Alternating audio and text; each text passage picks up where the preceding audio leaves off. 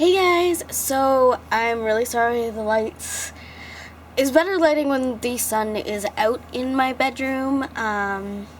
Also my hair is probably a disaster. Oh yeah, look at that. I don't know. Anyway, because I've had it up, we've been doing stuff out in the garden. I've had to transfer my fiance's Reaper hot pepper plant into another container because it was still in the container that we got it in, and the root, literally you could see it. I mean, the pot was this big and it was full of roots, so it needed a bigger container. So it's cost me a little bit of daylight. However, now we are on to day 101, and I'm currently uploading as much as I have on that one disc that I filled onto YouTube, and I'm going to do up to 110, was it, today, and then hopefully, you know, get up to a point where we can be doing these every day. Might not be until Wednesday, but today's Monday, so we've got a few days to do it. Let's see how far we get today, and I'm hoping to get 10 at least. So 10 at least, and then more than 10 after this. So day 101 is the spring equinox balancing spirit. Do you use tarot cards to decide whether or not you use the bathroom? Do you feel spiritually incomplete without gluten-free foods, tofu, and dietary supplements? Are you tongue-tied by rigid insistence on political correctness? Do you find yourself searching for a spiritual explanation or meaning in every aspect of your life? Do you take action or not based on your perception of the action's spiritual or karmatic merit? Do you find yourself incessantly contemplating spirituality? It is likely that you are suffering from an imbalance in spirit. An imbalance in the realm of spirit occurs when you rely on spirituality to fill the gaps in your life. In reality, spirit does not fill any gaps of your life. It is your life just as it is, plain and simple. People who are imbalanced in spirit don't want to believe this. They have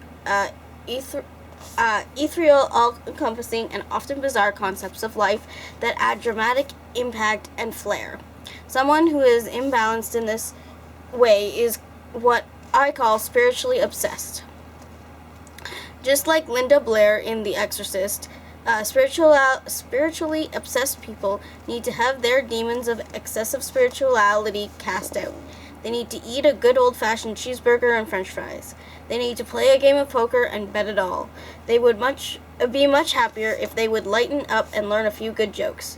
Be gone, demon, I cast thee out. The important lesson for someone suffering from spiritual obsession is to see that all of life is an expression of spirit. One does not need to search for it, add explanations to it, develop theories about it, or ruminate incessantly about minutiae that are irrelevant to authentic spiritual expression. It is important to see that going to the bathroom is just as important to spiritual development as chanting, celebrating a seasonal passage, or working a spell.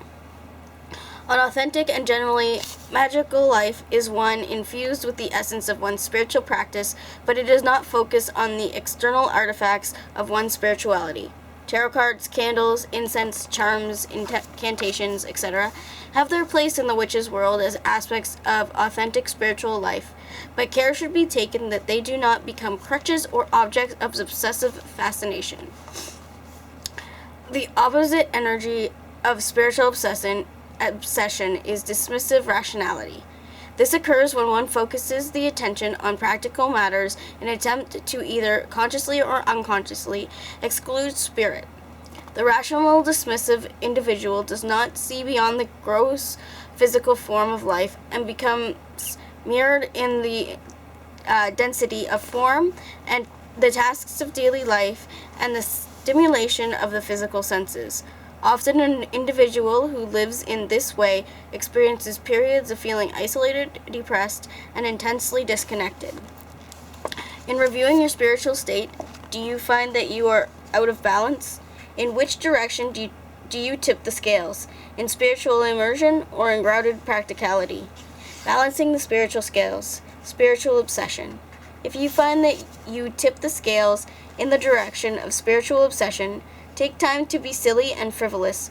There is nothing about which you need to be serious. Eat foods, wear colors, listen to music, and talk with people you generally avoid because they reputedly stunt your spiritual growth.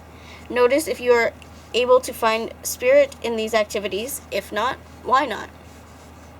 Grounded practicality. Most readers of this book will not likely fall into this category, but you may know of someone in your life who does.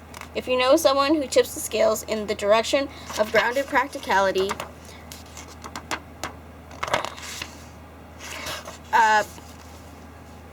recommend that the individual take time to explore something mysterious.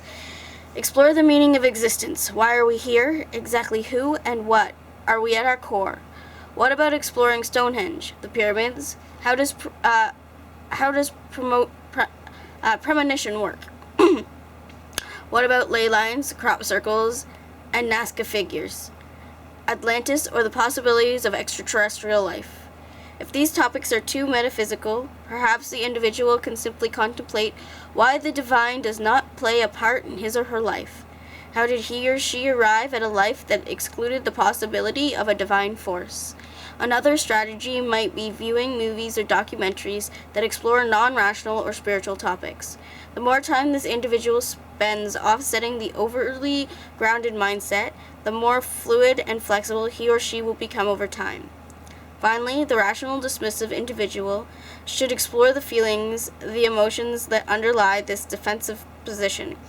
Are there feelings of fear, anger, frustration, sadness? This individual will benefit from examining those feelings thoroughly and practicing them into perspective.